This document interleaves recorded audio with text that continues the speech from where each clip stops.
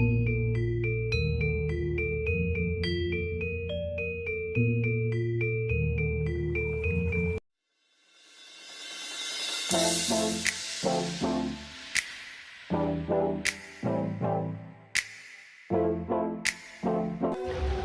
sahabat pisau Nusantara, halo teman-teman Bali. Pada video kali ini saya akan berbagi cara membuat sarung dan gagang golok menjadi lebih mengkilap dan kinclong seperti yang saya pegang ini. Bisa kalian lihat seperti ini. Jadi sebelum gagang ini menjadi mengkilap seperti ini, bentuknya kira-kira seperti ini, kusam dan kurang terlihat menarik. Bisa kalian lihat perbandingannya. Ini yang sebelum diproses dan ini yang sudah diproses. Di sini bisa kita lihat penampakan pisau khas Bali sebelum di finishing agar menjadi lebih mengkilap, kinclong dan bersih seperti pada video di awal tadi. Untuk itu kita bisa persiapkan alat-alat dan bahannya seperti pada video berikut ini. Di sini yang pertama kita mempunyai timba lengkap diisi airnya. Selanjutnya ada amplas 500 dan amplas 1000 seperti yang saya tunjukkan ini. Untuk membantu pengamplasan kita membutuhkan potongan sendal bekas agar mempermudah kita dalam proses pengamplasan atau penghalusan. Untuk mempermudah kita dalam memotong amplas, kita dapat melipat-lipatnya terlebih dahulu seperti ini. Setelah sudah dilipat, barulah kita gunting sesuai dengan garis yang sudah kita buat tadi. Terus sampai amplas itu terpotong semuanya dan berbentuk menjadi kotak-kotak kecil. Tujuan daripada pemotongan amplas ini yaitu untuk mempermudah kita dalam memegang amplas tersebut dan untuk mengirit biaya dari proses finishing ini. Setelah semua amplas 500 terpotong, lanjut juga kita potong amplas 1000 agar membentuk seperti amplas 500 ini. Nah, itu kan gampang jadinya kita untuk memegangnya. Nanti akan kita gosok seperti ini. Oke, lanjut ke tahap selanjutnya. Di sini kita akan langsung mengamplas saja dari gagang pisau tersebut menggunakan amplas 500. Pada tahap ini bertujuan agar bekas gerinda yang ada pada gagang pisau tersebut menjadi lebih halus. Pastikan semua bagian dari gagang pisau tersebut sudah terkena amplas. Lanjut kita amplas juga bagian sarung pisau tersebut. Sama tujuannya untuk menghaluskan semua serat-serat yang ditimbulkan oleh bekas gerinda. Setelah itu kita lanjut menggunakan amplas 1000. Di sini sama seperti amplas 500, kita gosok dulu semua bagian dari sarung di depan, di samping dan di belakangnya. Setelah itu kita lanjut amplas ke gagang. Jika sudah, kita jemur gagangnya seperti pada video ini, bertujuan agar bekas atau sisa-sisa air bisa hilang. Kita jemur gagangnya. Selanjutnya kita jemur juga sarung pisau tersebut, karena jika masih berisi uap air atau airnya pada proses pengeleman atau proses berikutnya terdapat bercak-bercak putih, biasanya bekas yang ditimbulkan bekas air. Jadi pada proses ini harus benar-benar kering kayu tersebut. Jika gagang dan sarung tersebut sudah kering, kita lanjut ke proses berikutnya yaitu pengeleman menggunakan lem G atau lem serbaguna ini. Jadi kita lem dulu pada bagian pangkal gagang. Bisa dilihat perbedaannya yang sudah dilem dengan yang belum dilem. Di sini akan sangat terlihat jelas. Selanjutnya kita lem ke sarung pisaunya.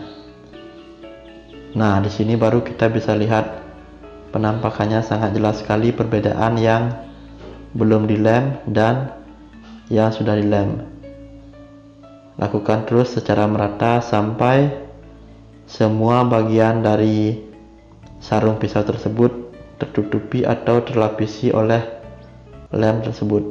Jadi lem ini bisa dibeli di toko terdekat, kira-kira harganya 7.000 sampai dengan 8.000. Oke, terus jika dirasa sudah cukup, kita bisa melapisi bagian yang masih kurang. Nah, kurang lebih hasilnya seperti ini. Selanjutnya kita ke tahap penjemuran. Jadi setelah dilem, kita lakukan penjemuran kembali untuk mengeringkan lem tadi. Setelah kering barulah kita amplas lagi, kita haluskan. Biasanya setelah proses pengeleman, permukaan kayu atau permukaan gagang dan sarung pisau tersebut akan menjadi kasar. Nah, disinilah fungsi pengamplasan ini, agar kita bisa menghaluskan kembali permukaan kayu tersebut untuk mencapai hasil yang bagus nanti setelah kita melakukan clear atau proses selanjutnya. Sama di sini juga kita haluskan gagang pisaunya dan sarung pisaunya secara merata agar tidak ada bekas lem yang menonjol atau melendung.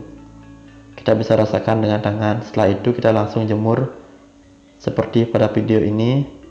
Kita menjemurnya sampai benar-benar kering agar proses akhir menjadi lebih bagus. Lanjut kita selanjutnya ke tahap clear atau tahap terakhir. Kita akan melakukan clear sebanyak 3 kali. Yang pertama kita semprot secara sedikit demi sedikit. Yang penting clear atau catnya itu merata. Jadi clear ini bisa dibeli di toko cat terdekat, kira-kira harganya 25 sampai dengan 30.000 rupiah. Setelah gagang kita jemur kembali. Lanjut kita clear ke sarung pisaunya dengan cara yang sama.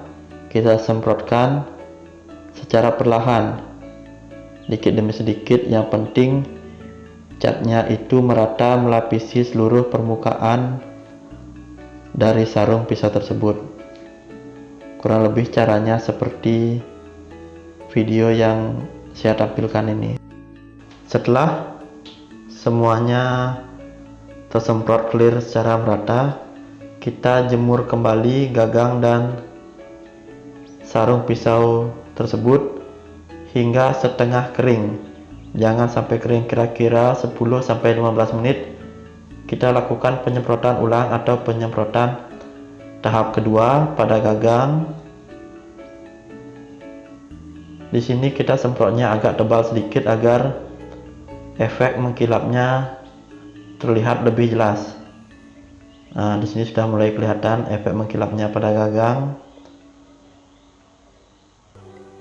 Lakukan secara merata hingga semuanya terlapisi. Lalu dijemur kembali dan lanjut ke pelapisan tahap kedua untuk sarung pisaunya.